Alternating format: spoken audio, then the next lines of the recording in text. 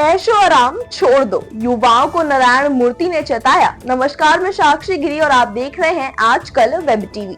इन्फोसिस के को फाउंडर नारायण मूर्ति ने देश के युवाओं को ऐशो आराम छोड़कर त्याग का जीवन जीने की सलाह दी है। बता दें कि हाल ही में युवाओं को उन्होंने 70 घंटा प्रति सप्ताह काम करने की वकालत की थी। साथ ही उन्होंने चेताया है कि भारत में जलवायु परिवर्तन की वजह से जो देश के भीतर ही भीतर पलायन हो रहा है, उससे पुणे और बेंगलोर जैसे शहरों में शहरी दबाव बढ़ सकता है। मूर्ति ने कहा कि गांव से शहरों की ओर पलायन से कई खतरे हैं, इससे इन शहरों पर दबाव बढ़ सकता है। उन्होंने भारत में क्लाइमेट चेंज के कारण होने वाले माइग्रेशन के खतरों से आगाह किया।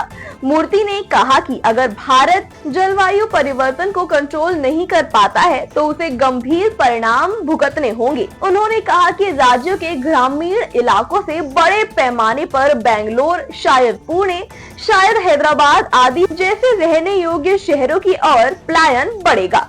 इन बड़े शहरों के बारे में बताते हुए मूर्ति ने कहा कि इन शहरों में रहना बेहद चुनौतीपूर्ण हो गया है। इधर से उधर आना जाना भी मुश्किल हो गया है और प्रदूषण का स्तर भी बढ़ गया है। वे शहर रहने लायक नहीं रह गए हैं। इसीलिए पॉलिसी बनाने के साथ साथ औद्योगिक क्षेत्र में जलवायु परिवर्तन के असर को कम करने और भविष्य में बड़े पैमाने पर होने वाले प्लान को रोकने के लिए कदम उठाने चाहिए।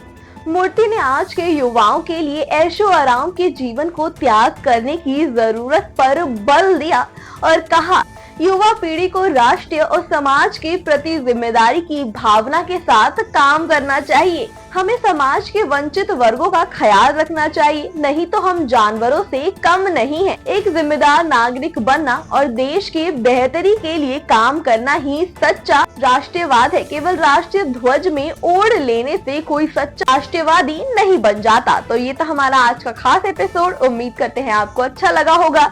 इस पर आपकी क्या राय है हमें कमेंट बॉक्स में जरूर बताएं। इसके साथ ही हमारे चैनल को सब्सक्राइब करके हमारे साथ बने रहें।